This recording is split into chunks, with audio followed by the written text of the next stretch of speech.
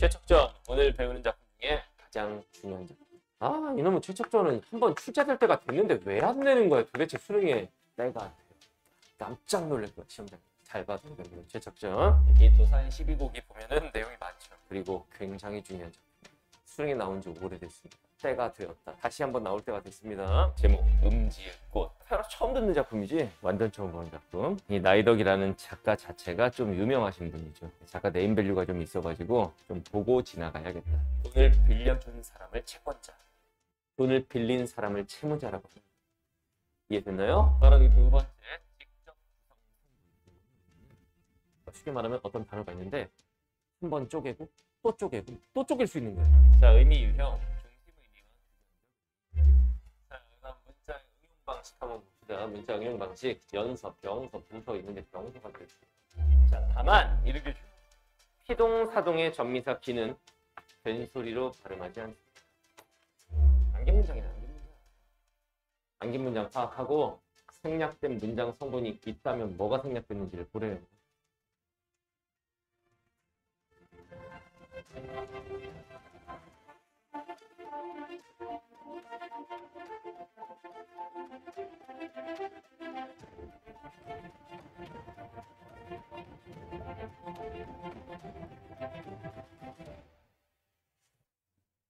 네, 이거 편집하느라고 기술진들이 되게 바빴대요. 선생님 영상에서 아이들한테 이렇게 수업을 한 내용인데 이거를 이제 아이들이 수능 날 만났으면 등급 올라가겠죠. 그래서 저희가 광고에도 3등급이 1등급으로 오를 수 있다. 국어가 약한 우리 학생, 이과 학생들한테는 절대적으로 굉장히 귀한 수업입니다.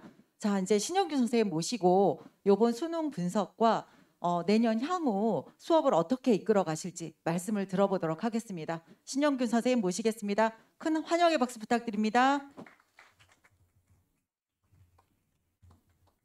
안녕하세요. 영상 보시니까 혹하시죠? 네, 그러려고 만든 거예요. 네, 올해 이제 유난히 이제 수업 시간에 강조했던 내용들이 많이 나와서 이제 영상도 제작하고 했는데 일단 올해 제 소개부터 먼저 간단하게 할게요. 저는 이투스에서 이제 국어 영역 온라인 강의를 진행을 하고 있고요. 현장 수강생은 압도적으로 가장 많은 학생들을 가르치고 있습니다. 뭐 대치, 목동 여러 지역에서 수업을 진행을 하고요. 일단 딱 봐도 늘씬하죠. 저번 설명회 때 어떤 학부모님이 제 브로셔에다가 일단 비주얼은 합격 이렇게 쓰셨어요.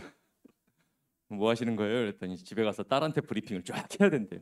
누구누구 봤는데 이 사람은 이렇고 막 이랬대요. 딸이 와서 앉아 있어야 되는데 그죠? 일단 학부모님들께서 이제 많이 이제 설명회 제가 어제도 3개를 했고 오늘도 3개를 하고 뭐 이렇게 다니다 보면은 내년 이제 자녀들이 고3이 되잖아요. 특히 이제 딸을 둔 딸 자녀를 두신 학부모님들께서 이런 얘기를 되게 많이 하세요. 우리 애가 몸이 그렇게 체력적으로 강하지가 않은데 체력적으로 잘 버틸지 모르겠다고 걱정된다고 막 이런 얘기 하시더라고요. 애가 체력이 부족할 정도로 공부할 정도면 이런 데 안 오셔도 돼요. 애가 알아서 공부해서 대학 가요. 요즘 고3 애들을 보면은 코로나 세대 특히 아이들을 보면은 여기 이제 학생도 앉아 있고 하지만 학생이죠. 체력이 막 딸릴 만큼 공부하나요?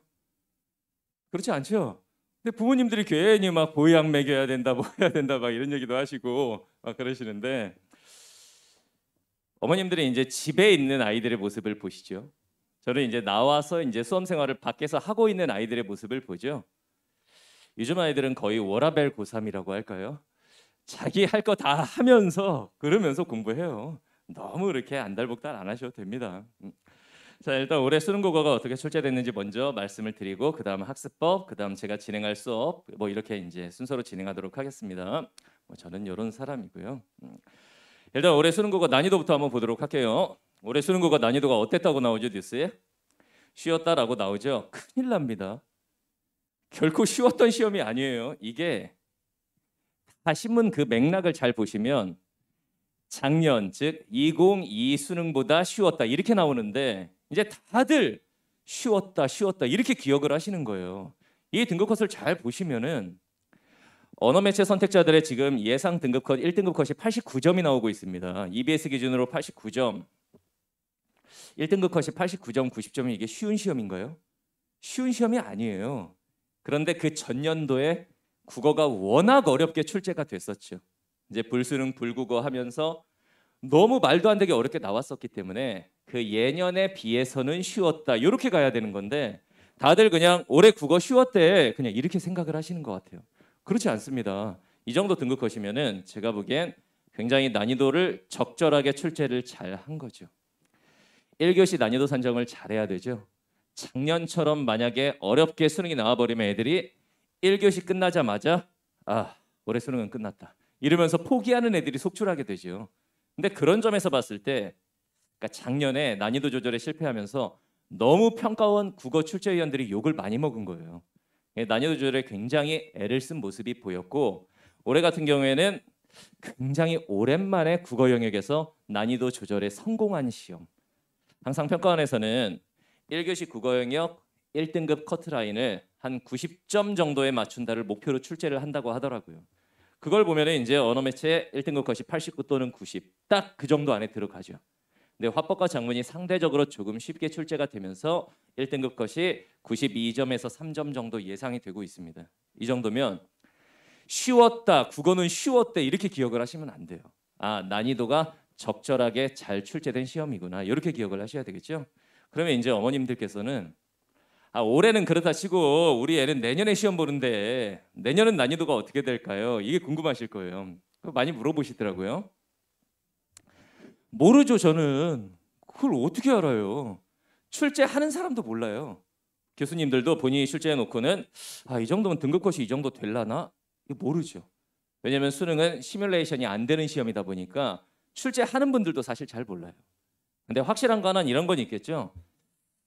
일단 올해는 난이도 산정에 성공한 시험이다라고 평가를 받기 때문에 내년에도 출제를 할 때 이 정도의 기준점을 삼아서 난이도를 조정하려고는 하겠죠. 이제 반드시 기억하셔야 되는 건 마냥 쉬운 시험이었다가 아니다라는 겁니다. 자, 그다음에 이제 올해도 이제 출제 양상을 잘 보시면은 크게 봤을 때 한 3가지 정도의 특징이 있습니다. 일단은 첫 번째, 영역 간의 융합 출제 기조가 계속 이어지고 있죠. 이거는 이미 작년, 재작년부터 이어져 오던 거예요. 이게 무슨 얘기냐면은 현행 수능 국어 시험은 평가원에 들어가서 보시면은 2015학년도 개정 교육 과정에 뿌리를 둔 시험이에요. 네, 2015 개정 교육 과정 첫째 줄에 뭐라고 써 있냐면 융합형 인재의 양성을 목표로 함 이렇게 써 있죠. 그러다 보니까 이제 국어 영역 내에서도 옛날에 이제 부모님께서 학력고사 마지막 세대 또는 수능 첫 세대이실 텐데 그때 시험을 보실 때는 시는 시대로 소설은 소설대로 이렇게 따로 이렇게 지문들이 나왔잖아요. 요즘에는 결합 형태의 지문들이 많이 출제가 됩니다. 그래서 예를 들면은 이런 거죠. 독서 영역이 비문학입니다. 비문학 내에서도 가, 나, 주제를 통합한 주제 통합형 지문 이런 지문들이 출제가 되고 그다음 문학 영역 내에서도 시와 수필의 결합형 갈래 복합 지문이라고 합니다. 이런 융합 지문들이 출제가 되고 선택 과목 내에서도 화작에서는 화법과 작문을 결합해서 출제하는 화작 융합 지문, 그다음 언어 매체 내에서도 언어와 비문학, 독서 영역을 결합해서 출제하는 언매 융합 지문 뭐 이런 것들이 출제가 됩니다. 이랬을 때 문제가 뭐냐면 학교 내신은 이렇게 안 나온다라는 거예요.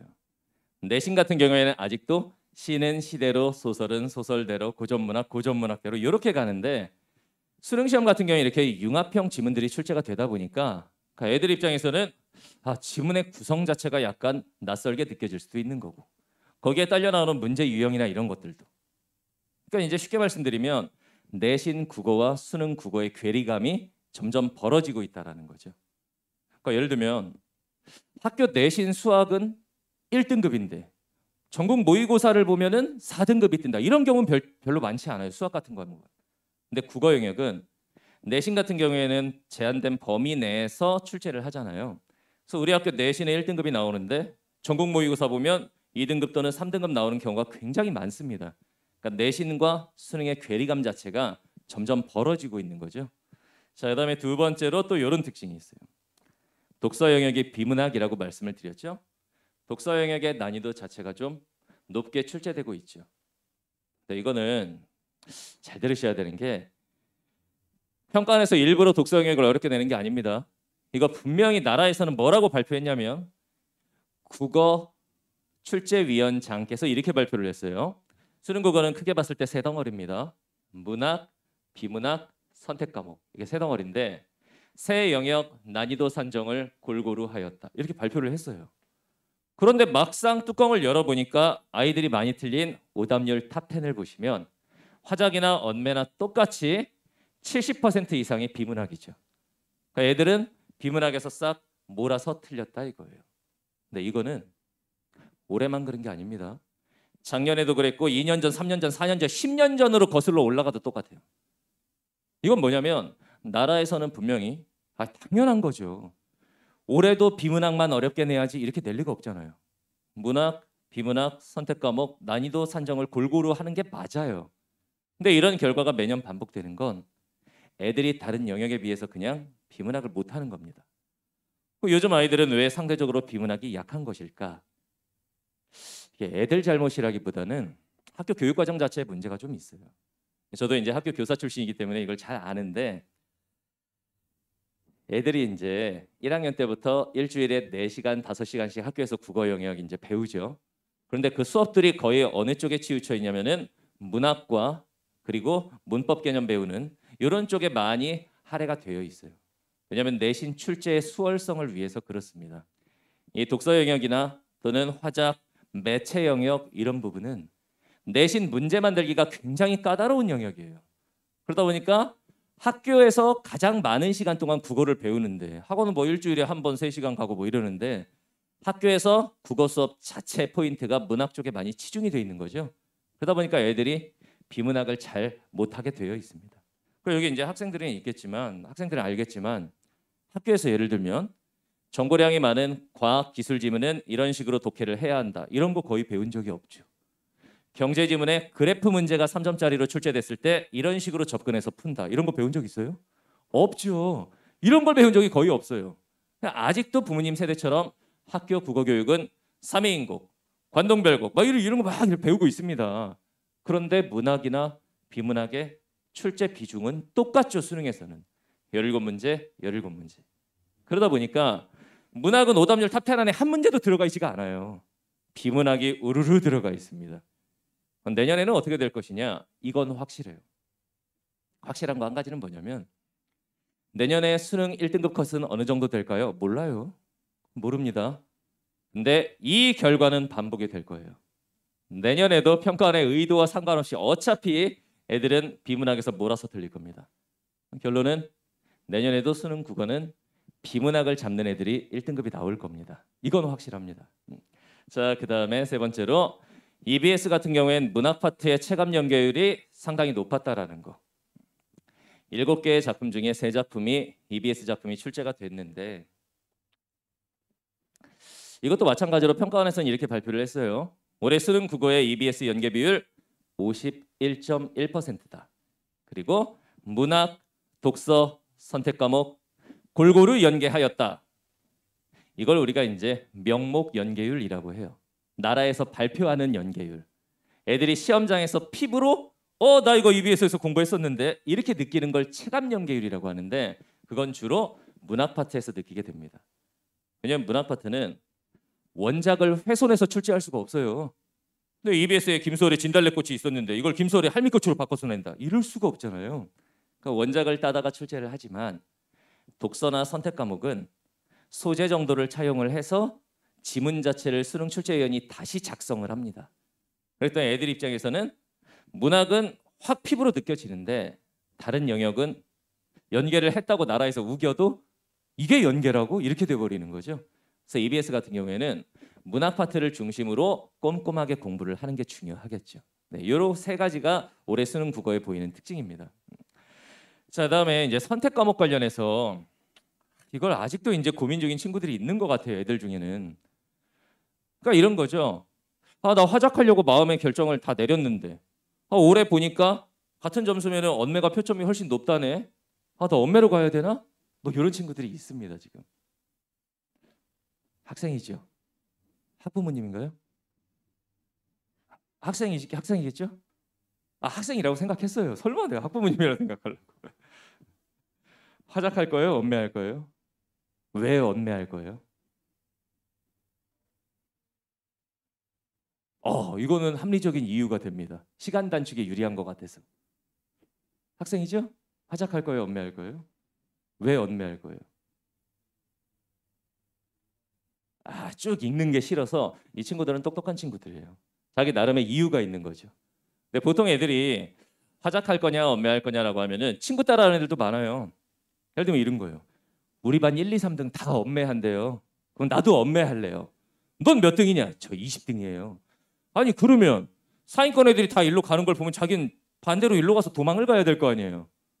근데 애들은 비합리적인 이유로 선택을 많이 합니다. 이게 정상적이면 이렇게 돼야 돼요. 고등학교 1학년, 2학년 때 화법과 작문을 학교에서 제대로 배워본 적이 있고, 그리고 언어와 매체 역시 고1, 2 때 배워본 적이 있는 상태에서 고3 올라가면서 나는 수능 내 성향상 이게 맞아. 난 이걸로 수능 볼 거야. 이게 합리적이죠. 네, 집에 가서 자녀들한테 한번 물어보세요. 여기 있는 아이들이 있잖아요. 학교에서 고등학교 1학년, 2학년 때 화법과 작문을 제대로 배운 적이 있니? 없죠. 언어 매체 과목에서 언어가 문법이에요. 문법은 내신 때 좀 했죠. 매체 파트 학교에서 어떻게 하지? 안 하죠. 거의 건너뛰죠 그냥. 이런 상황에서 애들은 선택을 강요받고 있는 거예요. 이게 말도 안 되는 거거든요. 그러면서 학교에서는 특히나 이과 같은 경우엔 언매 쪽으로 많이 유도를 해요, 애들을.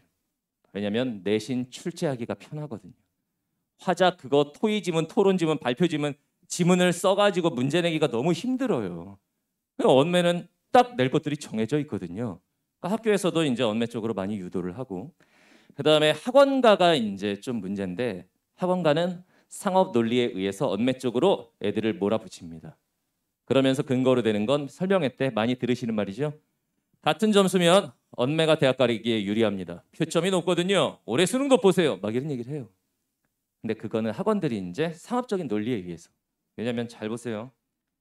대치동 시간표들 잘 보시면 겨울방학 언어 매체 유쾌 특강 이런 건 많이 보실 거예요.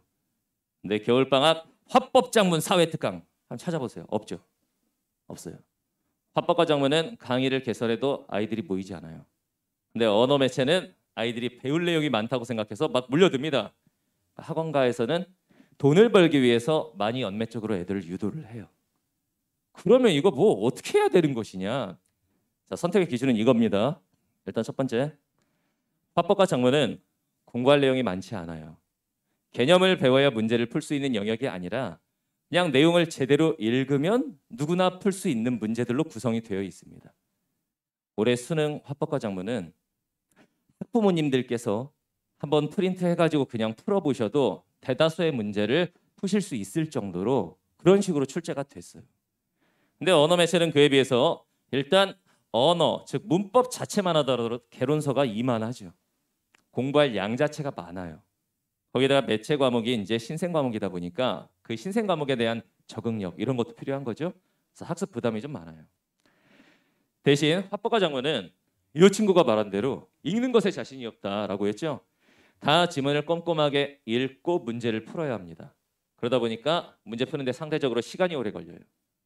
근데 언어 매체는 배우는 과정은 조금 괴롭고 힘들 수 있지만 제대로 개념 학습을 해놓으면 배운 내용이 딱딱딱딱 나오기 때문에 문제 푸는데 상대적으로 시간이 좀 적게 걸립니다. 수능 국어에서는 이 시간 요소가 굉장히 중요합니다. 올해 수능 시험이 그렇게 어렵지 않았다고 함에도 불구하고 1교시를 신문기사 보시면 45문제를 80분 안에 완벽하게 시간 내에 풀어낸 학생들의 비율은 50%가 안 돼요. 50% 이상의 학생들은 시간에 쫓기면서 뒷부분을 대강 풀거나 아니면 시간에 쫓겨서 한 지문을 내리 찍어버리거나 학교에 보면 이런 친구도 굉장히 많잖아요. 1교시에. 그런 친구들이 많이 발생해요. 그런 시간 싸움 면에서 언매가 유리합니다. 이 이유를 이 친구가 된 거죠. 합리적인 선택이에요. 자, 그다음에 이제 같은 점수로 놓고 보면은 화작은 표준 점수에서 아무래도 좀 불리할 가능성이 높고 언매는 표점에서 유리할 가능성이 높은데 올해 기준으로 보면 그렇습니다. 평가원이 바보가 아니에요. 두 과목을 선택 과목을 만들어 놓고 과목 간의 유불리가 극명하게 나뉜다. 이 꼴을 그냥 보고 있지 않을 겁니다. 내년에는 이 차이를 조금 줄이기 위해서 노력을 하겠죠. 언매는 약간 올해보단 쉽게, 화작은 올해보단 약간 어렵게 가면서 분명히 표점을 맞추려는 노력을 할 거예요. 그러니까 올해만 보고 그냥 기준으로 언매하고 다 맞아서 표점 다 맞고 서울대 가자. 이게 아니란 얘기죠. 선택의 기준은 딱 하나입니다. 아이의 성향이에요. 우리 아이의 성향을 봤을 때 우리 애는 어렸을 때부터 다방면에 걸쳐서 이것저것 글을 많이 읽으면서 자랐다. 읽는 것에 대한 부담이 별로 없다. 근데 뭐 외우고 이런 암기 과목을 너무 싫어한다. 이런 성향의 아이들은 화작이 맞습니다. 그에 비해서 우리 애는 내 자식이지만 어렸을 때 책을 너무 안 읽었다. 이건 너무 내 자식이지만 교양도 없고 몰상식하다. 근데 얘가 외우는 건 좀 한다. 얘가 암기 과목 이런 거는. 그런 친구들의 성향은 언매가 맞아요. 조심하셔야 되는 게 이과에서 예를 들면 의대를 지망하려고 하는데 화통을 선택했다. 그러면 지망도 못 하잖아요. 근데 화작과 언매는 그런 게 아닙니다. 우리 애가 서울대 의대를 가고 싶은데 화작을 선택했어. 못 가면 어떡하지? 이런 거 없어요. 아이의 성향을 잘 보고 선택을 시키셔야 되는 거죠. 그래서 결과적으로는 애들이 이제 1년을 이렇게 보내시면 돼요. 일단 첫 번째, 공통 과목이 34문제 76점 배점이기 때문에 공통 과목부터 완벽하게 이제 공부를 먼저 하고 그 다음에 아이의 성향을 고려해서 선택 과목 고른 다음에 이거 중간에 바꾸면 안 됩니다. 어떤 애들은 엄마가 설명이 듣고 갖고 언매하라고 하니까 일단 언매를 했는데 문법 하다 보니까 문법 용어들이 다 한자 용어들이거든요. 못 해먹겠는 거예요. 6편 끝나고 나니까 한 3, 4개 틀렸어요. 이럴 바에는 화법 선택해서 다 맞거나 하나 틀리는 게 표점이 더 많이 나오는 건데 저 이제 바꿀래요. 이런 애들이 있습니다. 그땐 늦어요. 그래서 아이의 성향을 고려해서 선택 잘 하고 쭉 밀어붙이는 거죠. 그 다음에 세 번째, 네 번째는 묶어서 설명을 드릴게요. 기출의 전략적인 활용과 EBS의 효율적 학습. 이걸 거꾸로 공부하는 애들이 되게 많습니다. 고등학교 3학년 때 아이들의 학습 도구로 가장 많이 이용되는 게 기출 분석서와 EBS 수능 특강 수능 완성이죠. 그런데 애들이 이걸 거꾸로 공부한다는 게 이런 거예요. 기출 문제라고 하는 건 이미 출제되었다 이런 뜻이죠. 이미 출제된 지문과 문제들인데 다시 말하면은 최근 5년 안에 출제됐던 기출 문제는 내년 수능엔 절대로 다시 나오지 않습니다. 애들은 그 기출 문제로 뭘 하고 있느냐? 지문의 내용 학습을 하고 있어요. 이게 2020학년도에 나온 고전시가야. 내용을 막 다 받아 적으면서 내용 학습을 합니다. 그게 나올 게 아닌데. 오히려 기출 문제집은 지문의 내용 학습을 하는 게 아니라 평가원에서 이런 식으로 지문을 구성하는구나. 지문의 구성 원리와 그다음 매년 출제되는 지문은 달라져도 밑에 딸려있는 문제 유형은 변하지 않아요. 그러면 문제 유형에 대한 분석 이게 포인트입니다. 그리고 이제 EBS 같은 경우에는 지문이 연계가 되잖아요. 그러면 EBS 공부를 할 때 지문의 내용 학습을 해줘야 되는데 애들은 EBS를 문제집으로 활용을 합니다. 애들이 거꾸로 공부하는 거죠. 기출 문제집을 지문 내용 학습을 하고 EBS는 문제집으로 이용하는 거예요. 반대로 돼야 돼요. 연계 지문들이 출제될 수 있는 EBS를 지문의 내용 학습을 해야 되고 기출 문제집을 문제집으로 쓰는 겁니다. 이렇게 가야 되는데 대다수 애들은 반대로 공부를 하고 있어요. 이게 굉장히 중요한 학습 포인트입니다. 자, 그다음에 이제 아까 영상에서 보여드렸던 내용들이 뭐 이런 거예요. 예를 들면 최척전 같은 작품이 이제 출제가 됐는데 제 교재에서도 이제 중요하게 다뤘었고 EBS 연계 지문이었어요. 근데 소설은 수십 페이지 중에 한 페이지 정도만 수능에 출제가 될 수 있죠. 다 나올 수가 없잖아요. 그래서 EBS에 수록된 부분이 아닌 다른 부분이 출제가 됐는데 제 교재에 실려 있던 부분이 수능에 출제된 그 부분이었어요. 그러니까 이런 부분이 이제 출제가 됐죠. 그러니까 같은 작품이 출제되다 보니까 왼쪽이 수능 시험지고 오른쪽이 제 교재입니다. 3점짜리 보기 박스 문항이 출제가 됐는데 이 내용을 비교해 보시면 거의 유사해요. 이런 식으로 이제 출제가 된 거죠. 그 다음에 이황의 도산 12곡도 마찬가지고 이것도 12곡이니까 12개의 노래 중에 4부분만 발췌해서 수능에서 출제를 한 건데 그 발췌된 부분이 제 교재에 동일 부분이 수록이 돼 있었습니다. 그리고 3점짜리 보기 박스 문제 역시 왼쪽과 오른쪽을 비교해 보시면 내용 구성이 굉장히 비슷하죠.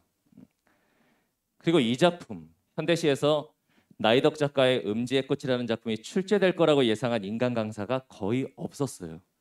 근데 이제 제가 보기에는 이게 작품 자체는 생소해도 나이덕 작가라는 유명한 시인 이 작가에 주목할 필요가 있다라고 해서 수업 시간에 다뤘었는데 의외의 작품으로 이 작품이 올해 출제가 됐습니다. 그러니까 이런 내용들이 출제가 되면서 역시 3점짜리 문항을 보시면 답이 3번이었는데 홀씨들의 의미는 이거다. 근데 제 교재에 딱 그 부분에 대한 설명이 있었죠. 이런 식으로 출제가 되면서 근데 문학은 연계 작품 뭐 맞을 수도 있습니다. 적중시킬 수도 있어요. 근데 독서 영역, 비문학은 수능을 출제하는 교수님이 직접 본인이 작성하는 글이기 때문에 어디서 봤던 글이 나오기가 힘든 겁니다. 근데 일단 보시면은 왼쪽이 수능 시험지, 오른쪽이 제 교재. 첫 번째 독서론 지문 보시면 내용이 굉장히 비슷하죠. 양쪽 페이지를 한번 쑥 읽어보시면 굉장히 유사한 내용을 다루고 있다는 걸 알 수 있어요. 그 다음에 4번에서 9번 인문지문 주제통합형이 이익이라는 실학자의 서학에 대한 수용, 이 내용이 나왔었는데 오른쪽에 보시면 제 교재에 이익이라는 실학자의 서양 의학의 수용, 굉장히 흡사한 내용이죠. 이런 내용이 출제가 됐었고 그 다음 준킬러 지문이었던 법지문이 민법에서의 채권자와 채무자의 어떤 계약관계 이런 내용이 나왔는데 역시 제 교재 모의고사에 민법에서의 채권자와 채무자의 계약관계 이런 내용이 있었습니다. 뭐 문법 문제들은 말할 것도 없어요. 올해 이 문법에서 언매에서 의외의 출제가 바로 이거였어요. 중세국어에서 보통은 중세국어의 높임법이나 중세국어의 격조사나 이런 쪽이 출제가 되는데 중세국어 문자의 구성 원리가 나왔어요. 뭐 병서법, 연서법 이런 거, 우서법, 하서법 이런 내용은 애들이 거의 공부를 안 하거든요. 근데 그 내용이 제가 수업 시간에 강조했던 내용이었죠. 결과적으로는 제 아이들이 이렇게 됐어요. 시험을 잘 봤습니다. 그날 끝나고 나서 쭉 문자 온 애들 보면 대다수의 아이들이 뭐 97점, 98점, 뭐 97점 이렇게 나오죠. 98점, 97점 하나 정도 틀린 애들이 많았어요. 가장 잘 본 애는 이런 애가 있었어요. 다 맞은 애도 있었습니다. 근데 가장 많이 오른 애가 현석이란 친구인데 국어가 8등급이었어요. 8등급. 국어 8등급은 어떻게 생각하시면 되냐면은 한국어를 할 줄 아는 원숭이라고 생각하시면 돼요. 이 학생들은 알 거예요. 국어 열심히만 풀어도 8, 9 이런 등급은 안 나오잖아. 열심히 읽고만 풀어도 그렇게는 안 나오잖아. 현석이라는 친구가 이제 8등급이었어요. 걔가 올해 수능에서 98점을 받았어요. 한 개 틀렸습니다. 이런 친구들도 있었어요. 그럼 도대체 뭐 어떤 식으로 가르쳐서 그렇게 나왔느냐? 이거 간단하게만 좀 말씀을 드릴게요. 일단 제가 수업하는 방식 자체가 일반적인 국어 강사하고는 약간 가르치는 방식이 다릅니다. 그러니까 제 특징이 뭔가 곰곰이 생각해 봤더니 애들이 말하는 게 이거예요. 자기들 세대에 맞게 수업을 진행을 하는 것 같다. 뭐 수업이 재밌네 마네 이런 걸 떠나서 이게 어떤 얘기냐면은 요즘 아이들이 국어를 못하는 결정적인 이유는 일단 여기에 있습니다. 가장 근본적인 이유는 아이들이 활자 세대가 아니에요. 미디어 세대입니다. 어렸을 때부터 깨알 같은 글씨를 읽는 게 익숙한 세대가 아니라 화면과 이미지가 익숙한 세대의 아이들. 그리고 긴 걸 못 참아요. 유튜브 긴 영상도 안 봐요. 요즘 유튜브 쇼츠 막 이런 식으로 보기 때문에 이런 세대 아이들에게 요즘 수능 국어는 그냥 애들하고 스타일이 안 맞아요. 이게. 그러니까 시험 자체가 그냥 애들하고 스타일이 안 맞는 거죠. 애들이 싫어하게 생겼어요. 시험 자체가. 그런데 대체동 많은 수업들이 뭘 강조를 하느냐. 구조 독해, 사고력, 지문에 대한 장악력 이걸 바탕으로 문제를 푼다. 이걸 굉장히 강조를 해요. 그러니까 예를 들면 이런 거예요. 차분한 마음으로 지문을 문장 간의 관계를 생각하며 독해를 쭉 한다. 그리고 지문의 내용을 구조화하여 장악하고 머릿속에 담는다. 그리고 문제 하나하나를 차분하게 풀어간다.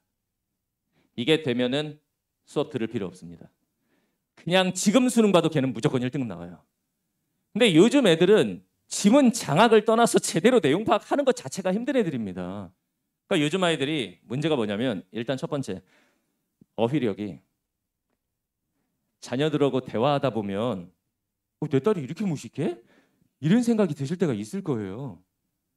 예를 들면은 저는 수학 선생님이 아니라 국어 선생님이잖아요. 한글로 써 있는 글을 가지고 수업을 진행을 합니다. 근데 예를 들면 올해 수능에 나온 채권자, 채무자 이런 것들도 보시면 이런 문장이 나와요. 채무자가 자신이 가진 채무를 이행하여 채권자가 가진 채권을 소멸시키는 행위를 변제라 한다. 이게 고전문학이 아닙니다. 그냥 비문학이에요. 한글로 써 있는. 애들이 그걸 딱 읽고 나면 분명히 한글로 다 써 있는데 변제요? 막 이래요. 애들이 일상적으로 쓰는 말이 아니죠. 아리스토텔레스가 자신의 견해를 피력하였다. 애들이 뭐라고 그럴 것 같아요? 피력이요. 애들이 막 이래요. 일단 기본적으로 어휘력이 좀 부족하고 그런 아이들이 이제 비문학 특히 고난도 정보량이 많은 지문을 읽게 되면 어떻게 되냐면 1문단을 딱 읽고 나면 뭐에 대한 건지 오케이 알겠어. 그리고 2문단을 읽으면서 아이들은 1문단을 까먹어요. 그리고 3문단을 읽으면서 1, 2문단을 까먹습니다. 그럼 마지막 문단을 다 읽고 나면 오케이 대강 이런 내용이 나왔었어 라는 이미지가 머리에 잡혀요. 문제는 분명히 구체적인 구절을 가지고 만들어 놨는데 아이들은 전반적으로 머릿속에 남아있는 이미지를 가지고 문제에 접근합니다. 윗글의 내용과 일치하지 않는 것은 선택지 1번. 기억나지 않아. 어떻게 할까요? 다시 한번 그러면서 다시 찾아가요. 막 찾아다니면서 풀어요. 문제 2번. 윗글의 내용을 바탕으로 추론한 것으로 적절한 것은 선택지 1번. 기억나지 않아.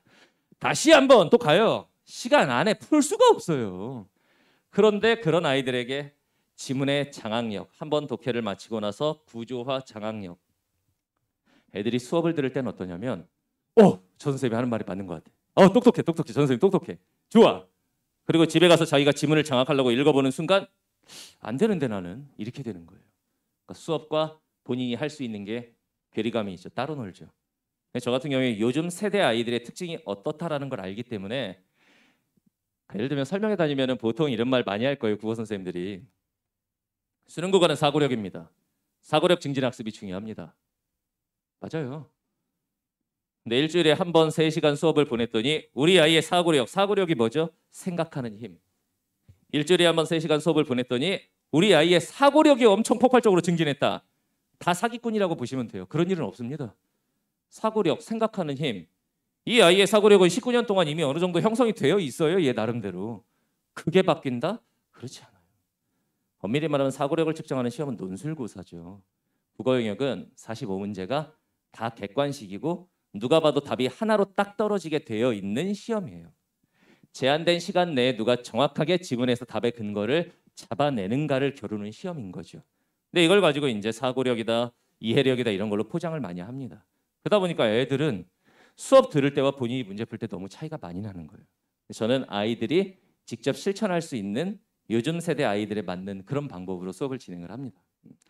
그 다음 두 번째, 그래서 아까 말씀드린 대로 8등급인 애가 1등급을 받는다? 이 수학에서는 참 힘든 일인데 국어 영역은 일단 기본적으로 다 읽을 줄 알잖아요. 한글을 알잖아요. 누구나 1등급을 맞을 수 있는 베이스는 돼 있는 겁니다. 거기에서 어떤 방향으로 공부를 하느냐의 차이가 나는 거죠. 그래서 이제 제 수업들은 이렇게 이제 전 지역 모든 타임이 다 마감난 상태로 진행이 되어 왔습니다.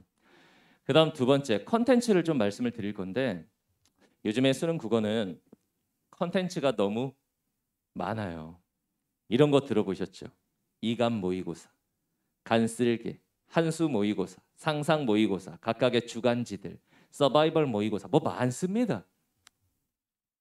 아이들이 과연 그 자료들을 다 받아다가 풀 수 있느냐? 애들이 요즘 그거 가지고 뭐 하는지 아세요? 용돈벌이. 즉 엄마한테 교재비를 받아다가 서바이벌도 사고 이감 모의고사 사고 한수도 사고 상상도 막 사요. 근데 본인이 한 주 안에 풀 수 있는 거는 하나밖에 없어요. 그러면 나머지들을 어떻게 하느냐 자료들을. 당근마켓 한번 들어가 보세요.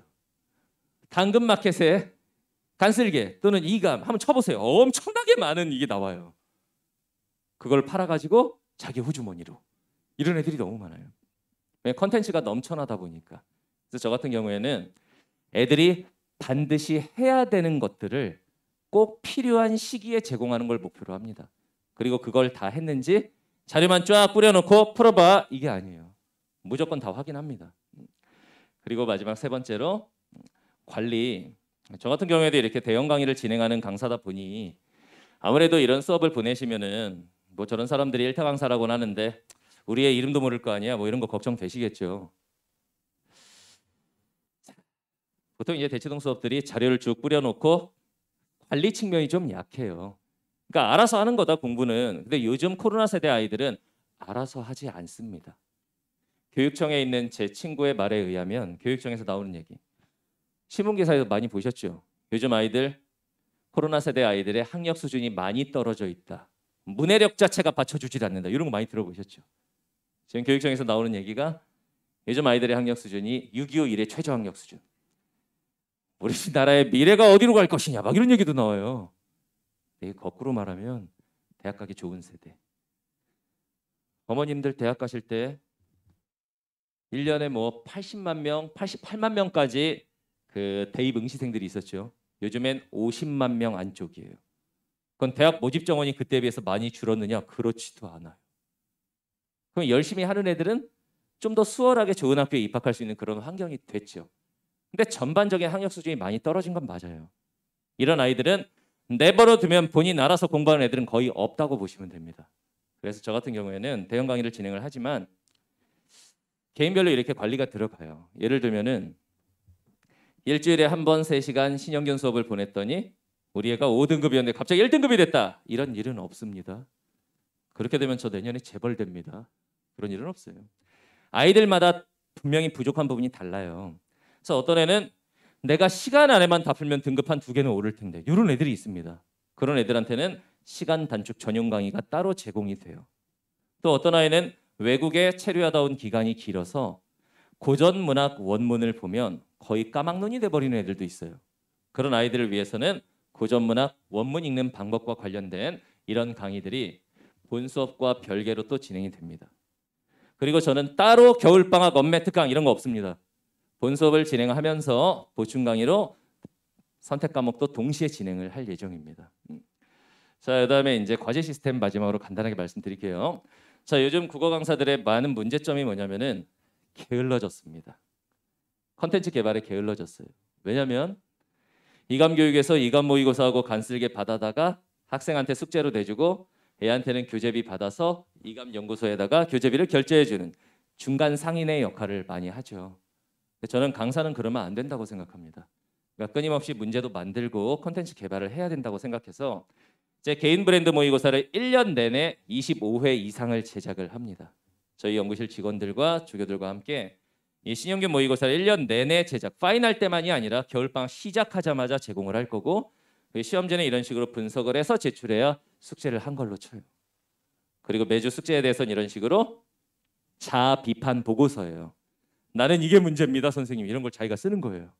이 빨간색으로 첨삭을 하죠. 이런 경우엔 공부 방향을 이런 식으로 잡아야 돼. 이런 식으로 관리가 들어갈 겁니다.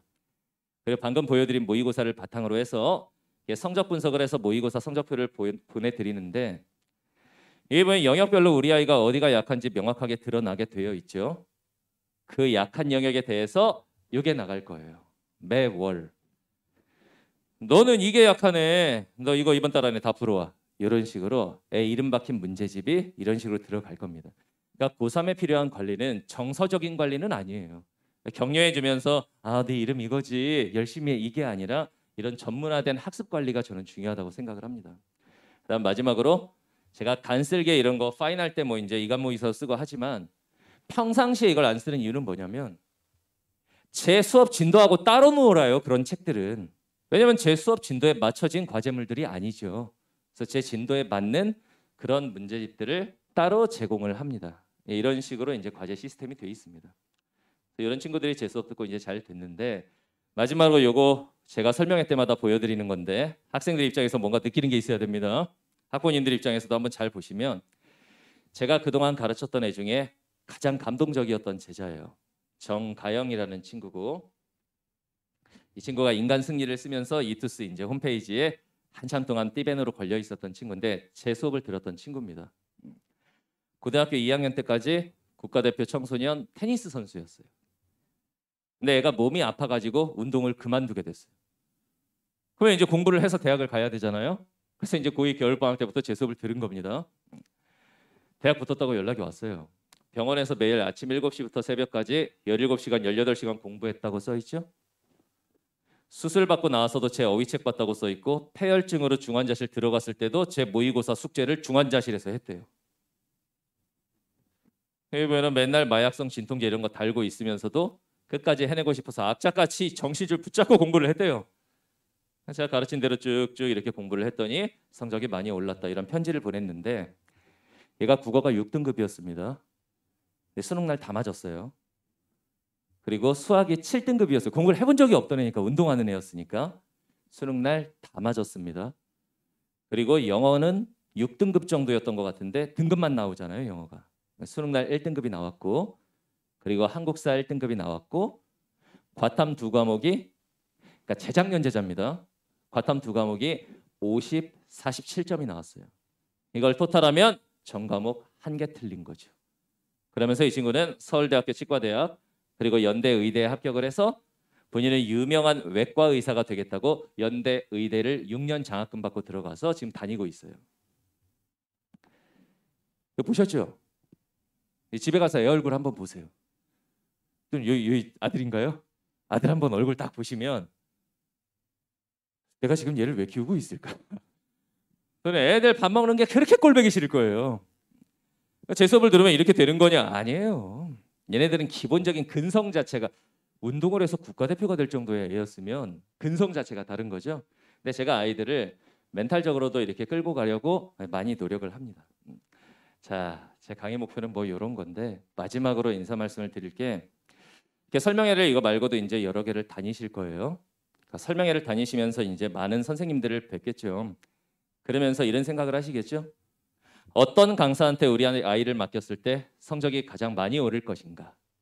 사실 이런 거 보러 가시는 목적도 있잖아요. 입시 정보 얻는 것도 있지만 1타 강사의 강의를 들으면 성적이 쭉쭉 오르느냐. 그렇게 좀 저도 이투스 1타 강사인데 그렇지는 않는 것 같습니다. 그럼 부족한 과목과 관련해서 서울대생한테 과외를 시키면 성적이 쭉쭉 오르느냐. 그게 아니라는 건 더 잘 아실 거예요. 누군가에게 우리 아이를 맡겼을 때 가장 성적이 빠르게 오르는 방법 제가 봤을 땐 한 가지가 있습니다. 가장 좋은 방법은 애들이 그 선생님을 좋아하면 됩니다. 그러면 그 선생님을 믿고 따르면서 그 선생님이 시키는 걸 하게 돼 있어요. 그럼 제가 가르치는 애들은 저를 좋아하느냐? 제 아이들은 신영균이라는 말을 들으면 이름만 들어도 환장을 해요. 자다가 벌떡벌떡 일어납니다. 그래서 이제 제 아이들이 제가 시키는 거를 쭉 성실하게 잘 따라와서 결과적으로 좋은 결과를 만들어냅니다. 그래서 마지막으로 이제 만약 제 수업을 듣게 하신다면은 1등급을 맞는 친구들은 어느 수업을 제 수강생 중에도 1등급 친구들이 많이 있습니다. 어느 수업을 들어도 사실 잘해요. 근데 올해 결과를 놓고 보니까 전국 모의고사 기준으로 2등급이나 3등급에 걸쳐 있는 친구들 중에 제 수업을 듣기 시작한 애들이 결국 수능에서 60% 이상이 1등급이 나왔어요. 혹시 아이들 중에 모의고사가 한 2등급 이렇게 뭐 3등급도 나오고 이런 친구들이 있다면 제 수업을 보내시면 가장 큰 효과를 볼 수 있을 것 같습니다. 여기까지 하겠습니다. 감사합니다.